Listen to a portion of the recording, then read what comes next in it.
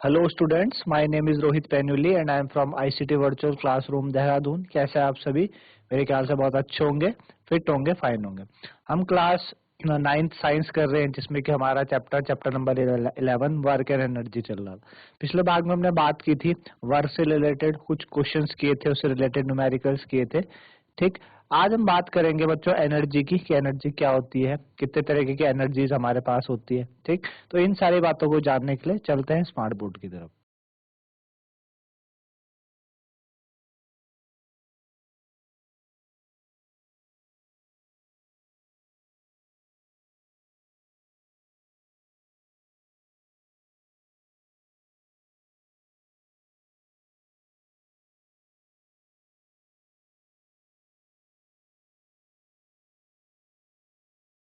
तो आज का टॉपिक एनर्जी है।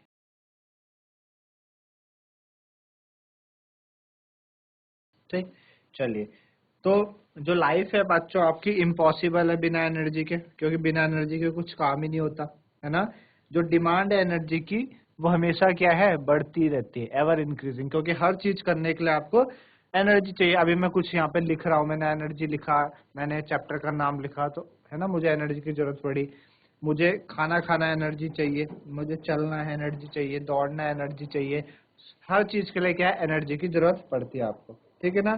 अच्छा, तो कहाँ से हमें एनर्जी मिलती है? तो सन, वैसे तो सन जो है वो बिगेस्ट आपका नेचुरल सोर्स है एनर्जी का। मैनी ऑफ आवर जो एनर्जी सोर्स है वो भी सन से ही होती है ना। और हमें एनर्जी मिलती कैसे? न्यूक्लियाई ऑफ एटम से भी मिलती है। जो आपका एटम का न्यूक्लियस होता है, वहां से भी हमें एनर्जी मिलती है। साथ ही साथ हमें इंटीरियर ऑफ अर्थ से एनर्जी मिलती है, जो टाइड्स होते हैं वहां से एनर्जी मिलती है। तो इस तरीके से हम बात करें कि बहुत सारे सोर्सेज ऑफ एनर्जी है। तो वर्ड एनर्जी जो है, हम अपनी डे टू डेली लाइफ में वैसा ऑफन यूज करते हैं, लेकिन साइंस में जो एनर्जी है उसका एक डेफिनेट और प्रिसाइज मीनिंग होता है, ठीक है ना। जैसे कि अगर हम कुछ एग्जांपल से कंसिडर करें कि when a fast moving cricket ball hits a stationary off wicket, है ना। आप देखते हैं कि विकेट तो स्टेशनरी एक जगह पे रुके हुए हैं, है ना, बैट्समैन उनके आगे है, और फास्ट मूविंग बॉल आई और वो बॉल ने विकेट्स को क्या कर दिया बच्चों, उसको हिट कर दिया। तो विकेट क्या होंगे, कहीं दूर उड़ के चले जाएंगे।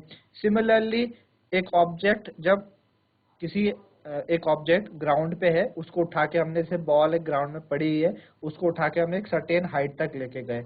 तो सर्टेन हाइट तक लेके जाने पे हमने क्या किया बच्चों, हमने क्या किया, कैपेबिलिटी टू डू वर्क, क्या है ये, एक्चुअल में हमने काम किया, है ना, तब जाके उसको उठा के लेके गए हम।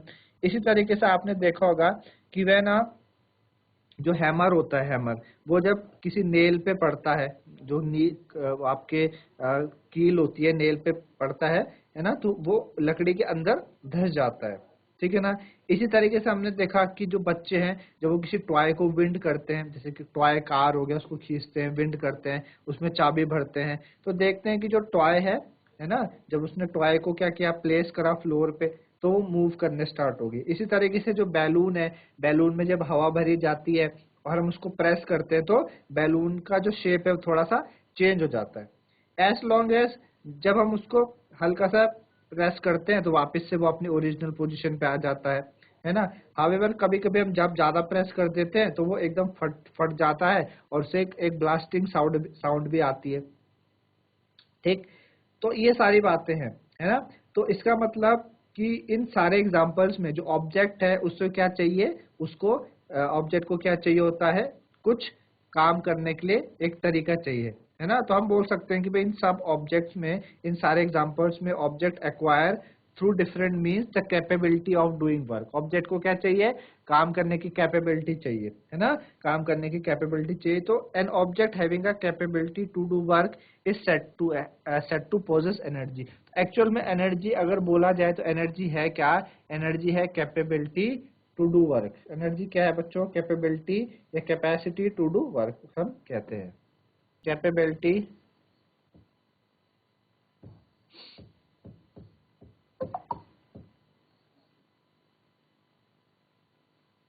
कैपेबिलिटी टू डू वर्क, है ना। काम करने की जो टेंडेंसी है, कैपेबिलिटी टू डू वर्क, वो क्या कहलाती है बच्चों, आपकी एनर्जी कहलाती है। आई बात समझ में आपको? तो इन सारे हमने चीजें ये देखी।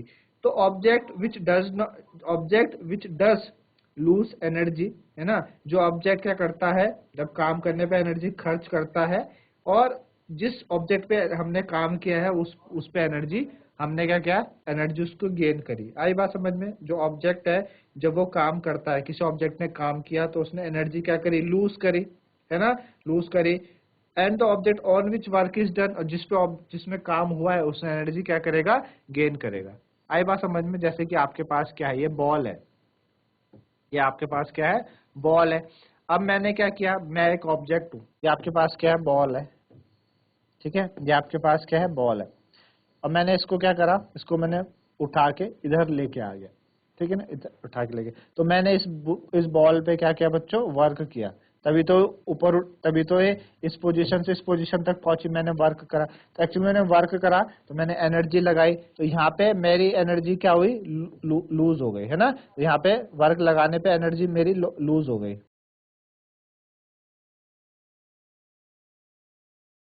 तो इसलिए मैंने क्या करा बच्चों, एनर्जी को लूज किया। इस ऑब्जेक्ट में मैंने काम किया, तो तब जब इस ऑब्जेक्ट में मैंने काम किया, इसको एनर्जी मिली होगी तभी तो यहाँ हाइट तक पहुंचा ये। तो इस ऑब्जेक्ट ने क्या किया, गेन करा, गेन एनर्जी, ठीक है ना। आई बात समझ में आपको? ठीक है ना, इसने क्या करी, एनर्जी गेन करी। तो object which does work lose energy, ठीक है ना, जो ऑब्जेक्ट काम करता है वो एनर्जी लूज करता है। दो बातें, the object which does work, the object which does work loses energy, ठीक है, and the object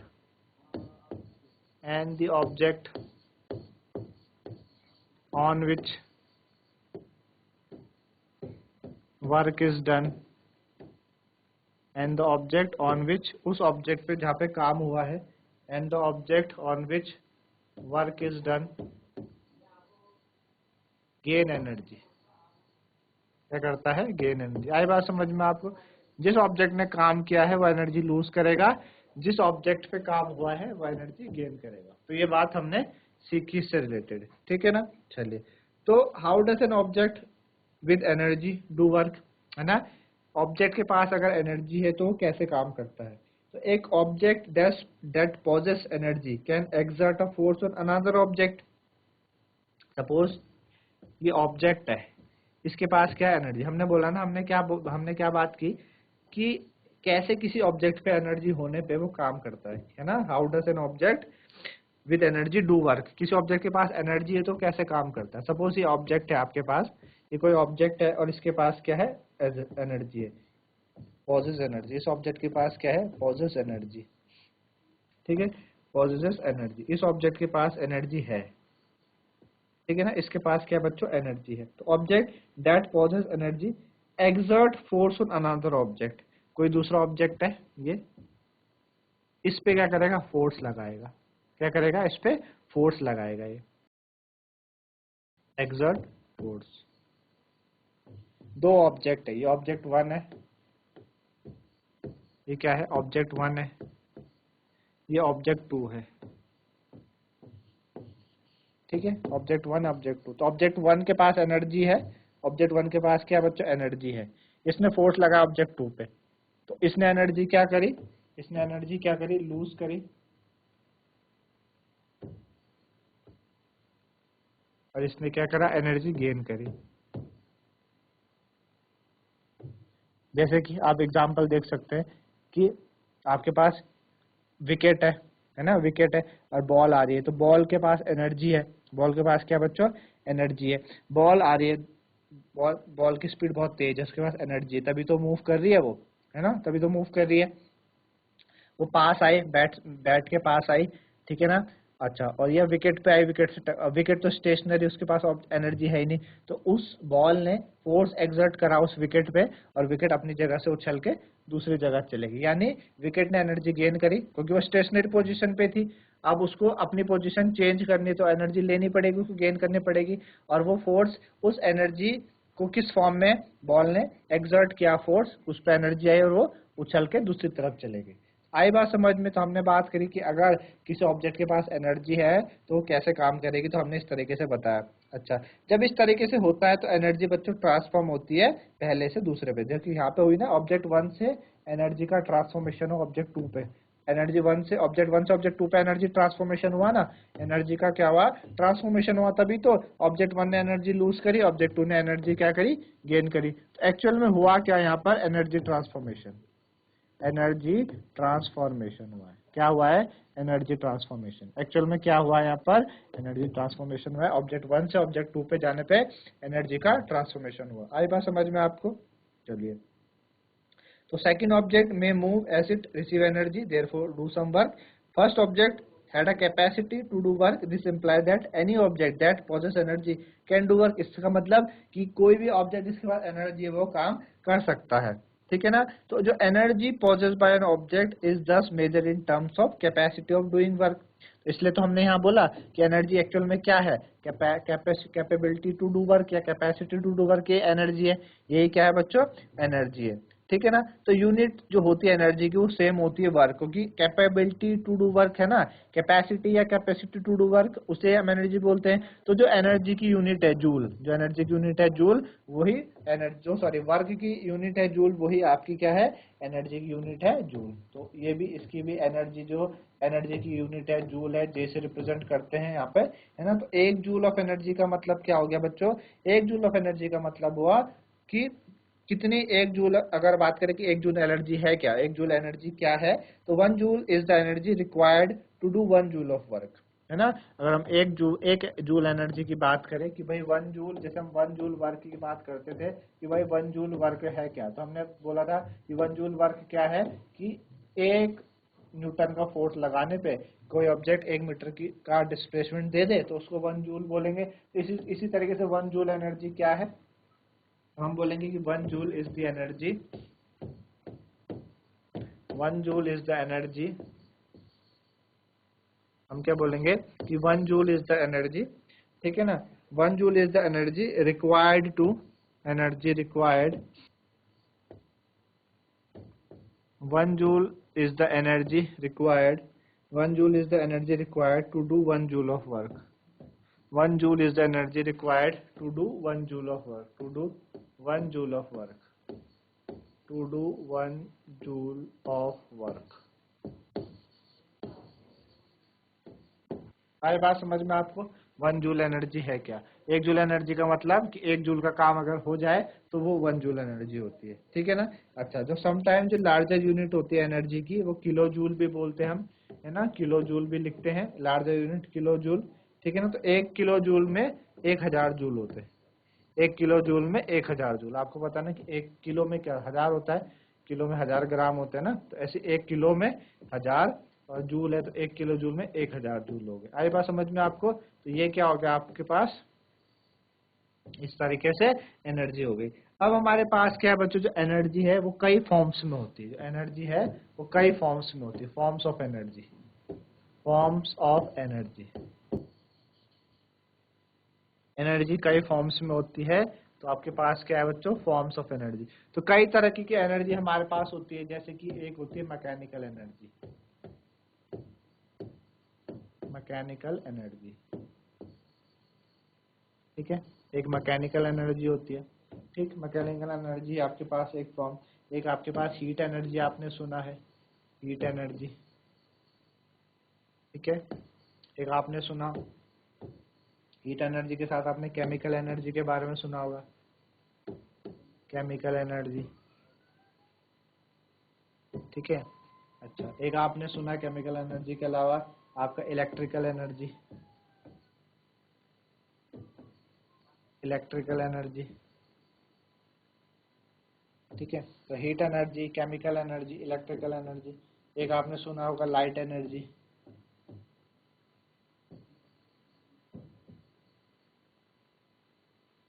है लाइट एनर्जी, ठीक है ना। Chemical energy, electrical energy, heat energy, ठीक। तो ये कई तरह की फॉर्म्स है एनर्जी की, जिसमें कि मैकेनिकल के बच्चों 2 पार्ट होते हैं और ये पार्ट हमें पढ़ने हैं। एक होता है काइनेटिक एनर्जी, काइनेटिक एनर्जी, ठीक, और एक एक को कहते हैं पोटेंशियल एनर्जी। एक होता है काइनेटिक एनर्जी, एक होता है आपका पोटेंशियल एनर्जी। ठीक है, आई बात समझ में। दो तरह की एनर्जीज आपके पास होती हैं, एक कॉल्ड काइनेटिक एनर्जी, एक को कहते हैं पोटेंशियल एनर्जी। ठीक है ना। तो ये कई फॉर्म से एनर्जी के आपने इनके बारे में अपनी प्रीवियस क्लासेस में आपने सुना होगा। ठीक है ना। तो सबसे पहले बात करते हैं काइनेटिक एनर्जी की।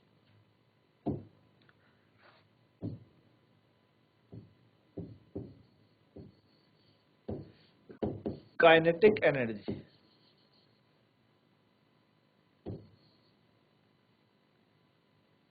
ठीक, काइनेटिक एनर्जी। तो काइनेटिक एनर्जी होती क्या बच्चों? The energy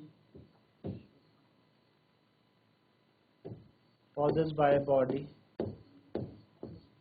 energy possessed by a body due to virtue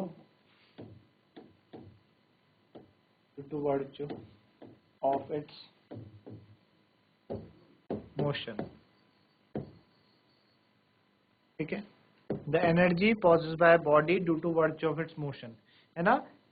वो एनर्जी बॉडी में मोशन के कारण जो एनर्जी आती है उसे हम काइनेटिक एनर्जी कहते हैं। ठीक है ना। बॉडी में मोशन के कारण जो एनर्जी आती है बच्चों, उसे हम क्या कहते हैं? काइनेटिक एनर्जी कहते हैं। आई बात समझ में? काइनेटिक एनर्जी है क्या? बॉडी में मोशन के कारण जो एनर्जी आती है वो काइनेटिक एनर्जी होती है। ठीक है ना।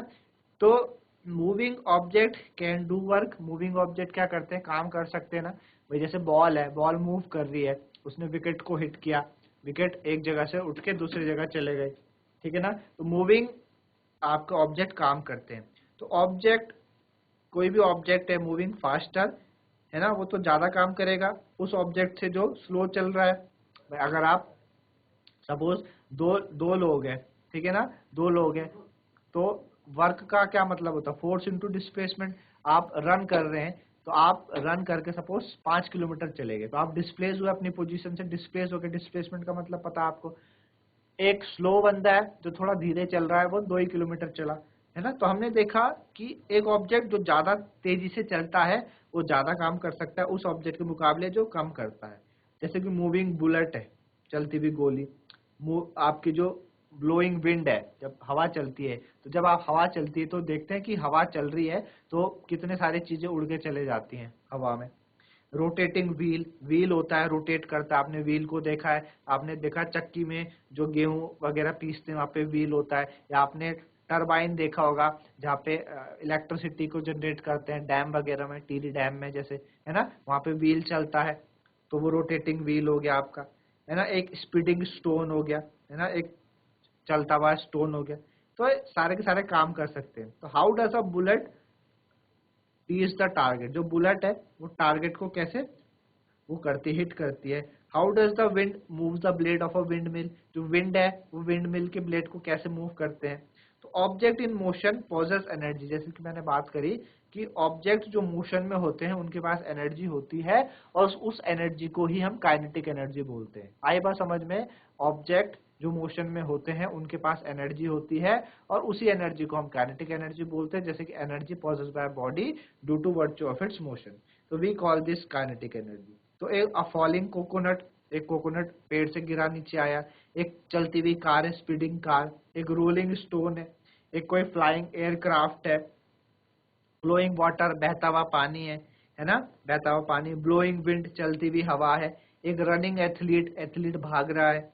सब में क्या है बच्चों? Kinetic energy. जो चीज मोशन में आपको दिखे, इट हैज काइनेटिक एनर्जी। जो भी चीज आपके आसपास आप इमेजिन कर सकते हो जो मोशन में आपको दिखती है, उसके पास काइनेटिक एनर्जी होती है। तो इन शॉर्ट हम कह सकते हैं energy, kinetic energy is the energy possessed by an object due to its motion. तो kinetic energy an object increase with its speed, है ना, उसकी स्पीड के साथ काइनेटिक एनर्जी क्या हो सकती है बच्चों? बढ़ सकती है। तो हम कह सकते हैं काइनेटिक एनर्जी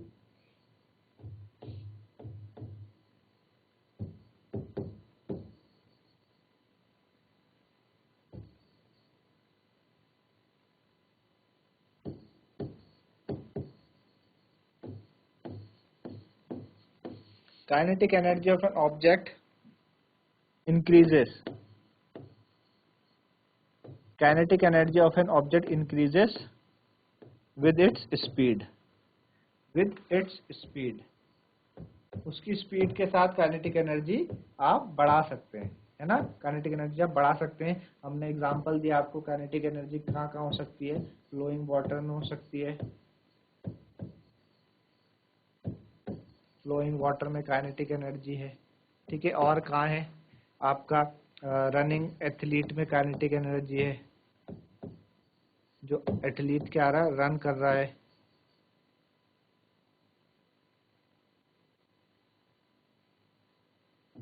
ठीक है।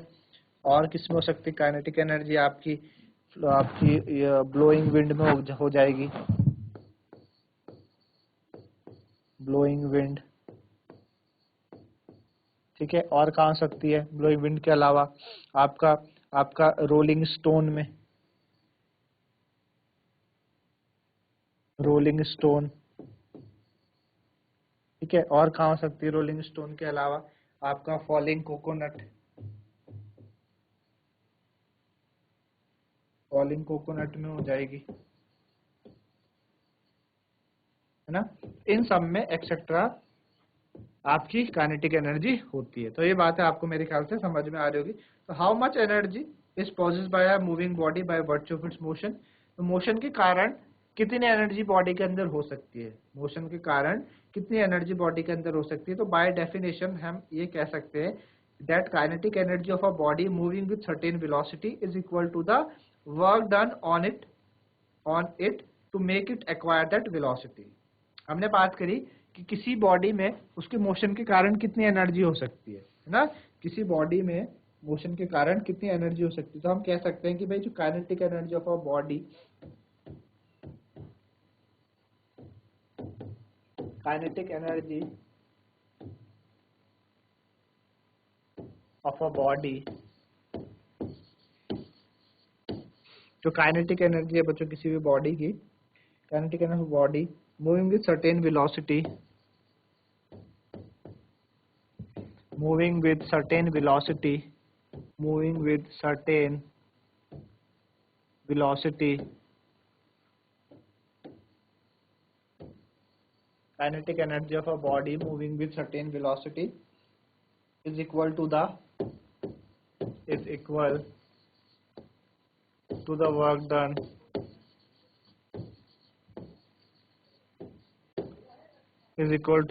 done on it to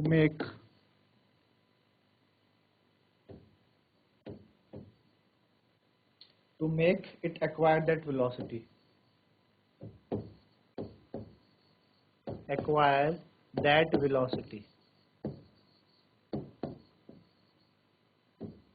आई बात समझ में आपको, ठीक। Kinetic energy of a body, किसी बॉडी की काइनेटिक एनर्जी क्या होगी, kinetic energy of a body moving with certain velocity, कोई बॉडी है सर्टेन वेलोसिटी से चल रही है तो उसकी काइनेटिक एनर्जी क्या होगी, कितनी होगी, equal to the work done, जितना वो काम करेगा उस पे, उस ऑब्जेक्ट पे जितना उसने काम किया, to make it acquire that velocity, उस वेलोसिटी तो एक्वायर करने में वो काइनेटिक एनर्जी होती है। हमने बात की कि मोशन के कारण कैसे फर्क पड़ेगा, कितनी कम है कितनी ज्यादा है, ठीक है ना। आई बात समझ में। इस तरीके से आपने समझा कि भाई किस तरीके से काइनेटिक एनर्जी होती है, ठीक है। चलिए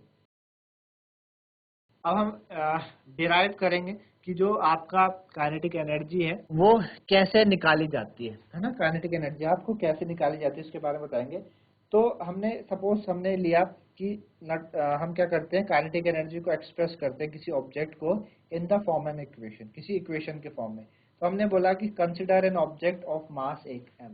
हमने कहा कि कोई ऑब्जेक्ट है, ये कोई ऑब्जेक्ट है, उसका मास हमने माना, किसी ऑब्जेक्ट का हमने मास मान लिया, उसका मास क्या हो गया m, उसका मास हो गया बच्चों m, ठीक है ना। और वो किसी यूनिफॉर्म वेलोसिटी से चल रहा है, u कोई ऑब्जेक्ट है जिसका मास m है, वो किसी यूनिफॉर्म वेलोसिटी u से चल रहा है।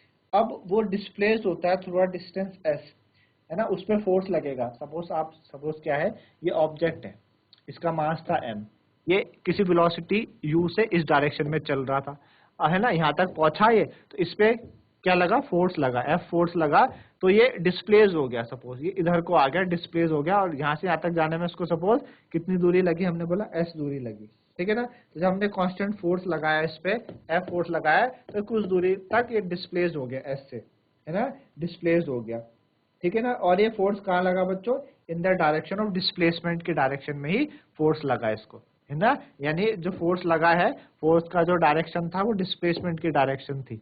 मीन्स जो आपकी ये जो फोर्स लगी है, ये जो फोर्स लगा आपका, वो इसी डायरेक्शन में लगा, इस ऑब्जेक्ट पे इस डायरेक्शन में लगा ना फोर्स, जिस डायरेक्शन में बॉडी का डिस्प्लेसमेंट हुआ उसी डायरेक्शन में आपका क्या लगा, फोर्स भी अप्लाई हुआ। आई बात समझ में। तो फोर्स हो गया आपकी, ये हो गई, सारी चीजें हो गई। अब हुआ क्या आपको पता है वर्क डन कितना होता है, एफ एस होता है, हमें पता है कि वर्क डन कितना है, फोर्स इंटू डिस्प्लेसमेंट, तो वर्क डन हमारे पास होता है एफ इंटू एस, है ना। तो वर्क डन किसी भी ऑब्जेक्ट में क्या करता है, वर्क डन किसी ऑब्जेक्ट में होने से वो क्या करता है बच्चों, will cause a change in its velocity. भाई जब इस ऑब्जेक्ट में काम हुआ, क्योंकि दोनों में क्या लगा, एफ और एस लगा, तो यहाँ वर्क डन हुआ, तो वर्क डन होने से क्या होता है, वर्क डन होने से उसकी वेलोसिटी में चेंज आता है। तो इसकी वेलोसिटी में चेंज, तो पहले इसकी वेलोसिटी u थी, अब इसकी वेलोसिटी क्या हो गई बच्चों, v हो गई। पहले वेलोसिटी क्या, अब वर्क डन लगने पे इसकी वेलोसिटी क्या हो गई, v हो गई, है ना। वेलोसिटी क्या हो गई इसकी, v हो गई, तो वो u से चेंज होकर v हो गई, हमने बोला। और जब उसकी वेलोसिटी चेंज हुई, भाई जब u से v होता है चेंज इन वेलोसिटी, तो उसको हम क्या कहते हैं, एक्सेलरेशन कहते हैं। तो इसके पास एक और टर्म आ गई जिसको हमने कहा एक्सेलरेशन, एक और टर्म आ गई जिसको हमने कहा एक्सेलरेशन, हमने कहा। आए बात समझ में। तो हमें पता है, आपने थ्री इक्वेशन ऑफ मोशन पढ़ा है, तो जो रिलेशन है बच्चों इनिशियल वेलोसिटी, फाइनल वेलोसिटी और एक्सेलरेशन के बीच का, वो हमको पता है कितना होता है, v square is equal to u square plus 2as, या हम थर्ड इक्वेशन ऑफ मोशन उठाए v square minus u square is equal to 2as, ये रिलेशन है हमारे पास, है ना, ये थर्ड इक्वेशन ऑफ मोशन है। तो यहाँ से जो s की वैल्यू है वो कितनी आ जाएगी बच्चों, v square minus u square upon 2a आ जाएगी, ठीक है ना। हम इसको इक्वेशन 1 मान लेते हैं, इसको इक्वेशन 2 मान लेते हैं। हमने कहा भाई third equation of motion according to third equation of motion, है ना, according to third equation of motion. तो थर्ड इक्वेशन ऑफ मोशन है आपके पास क्या है, third equation of motion, according to third equation of motion.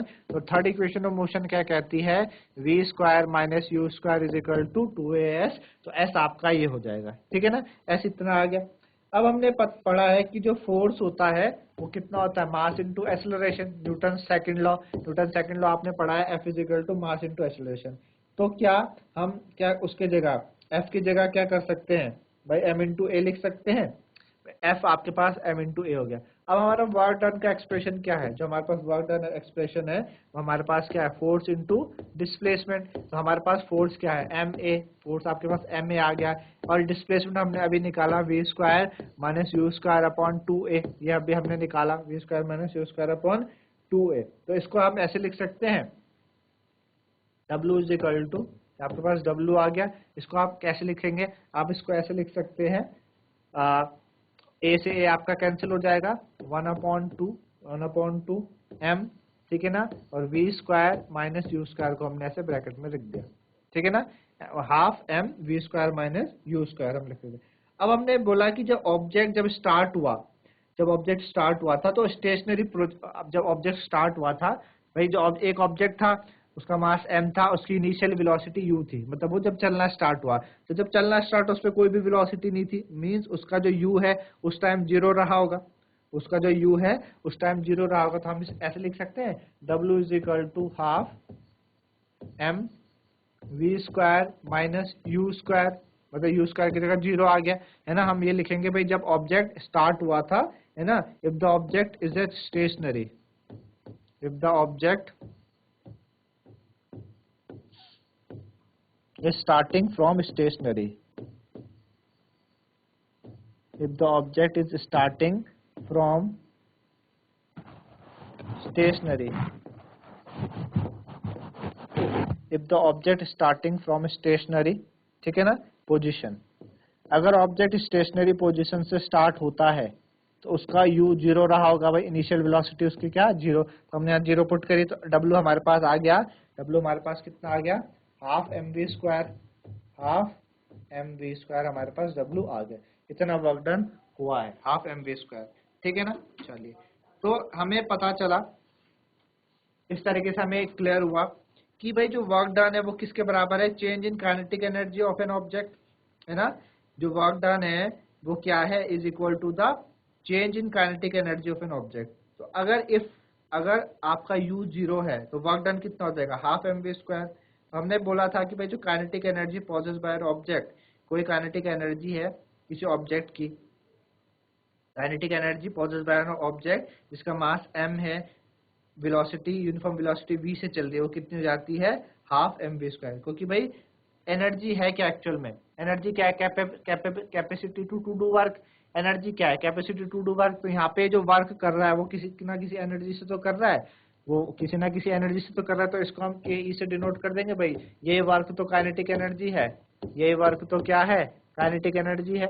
आई बात समझ में। तो काइनेटिक एनर्जी का फॉर्मूला क्या आया हमारे पास, हाफ mv²। कितना आया काइनेटिक एनर्जी का फॉर्मूला, हाफ mv² आ गया। आई बात समझ में, काइनेटिक एनर्जी हाफ mv²। क्यों, क्योंकि हमने ये बात कही थी ना यहाँ पे कि kinetic energy of a body moving with certain velocity is equal to the work done. हमने बात की थी ना, इसलिए हमने वर्क डन को क्या रखा बच्चों, काइनेटिक एनर्जी पुट करा। वर्क डन को हमने काइनेटिक एनर्जी इसलिए पुट करा, क्यों पुट करा, क्योंकि हमने ये बात की थी kinetic energy of a body moving with certain velocity कितनी होती है, equal to the work done. किसके बराबर होती है, वर्क डन के बराबर, जो उस पे करा गया है to acquire, make it acquire that velocity. क्यों, क्योंकि भाई ऑब्जेक्ट था वो u वेलोसिटी से चल रहा था, जब आपने इस पे, इसका मास m है, जब आपने इसमें काम किया, वर्क किया, वर्क मतलब आपने फोर्स लगाया, फोर्स लगाने से ये इधर से इधर चले गया, इतने दूरी पे गया, s डिस्प्लेसमेंट हुआ, इसने कितनी वेलोसिटी एक्वायर करी, v करी। वही बात कर रहे हैं, kinetic energy for body moving with certain velocity is equal to the work done on it, है ना, कितना काम करना पड़ रहा है उस पे टू एक्वायर दैट वेलोसिटी। ठीक है, इसी से हमने क्या क्या पीछे फिर वर्क डन को हमने क्या पुट कर दिया, वर्क डन को हमने, ये जो वर्क डन था उसको हमने काइनेटिक एनर्जी बोला, तो काइनेटिक एनर्जी का फॉर्मूला आपके पास क्या आया बच्चों, हाफ mv² आया। ठीक है, तो इस तरीके से बच्चों आज आपने काइनेटिक, आपने एनर्जी के बारे में समझा, एनर्जी क्या होती है, फॉर्म्स ऑफ एनर्जी के बारे में आपने जाना, कितने तरह की फॉर्म्स है, और साथ ही साथ हमने कहा काइनेटिक एनर्जी के बारे में हमने बात की। तो मेरे ख्याल से आप लोगों को ये चीजें समझ में आई होंगी। आज के लिए इतना ही, धन्यवाद, हैव अ नाइस डे।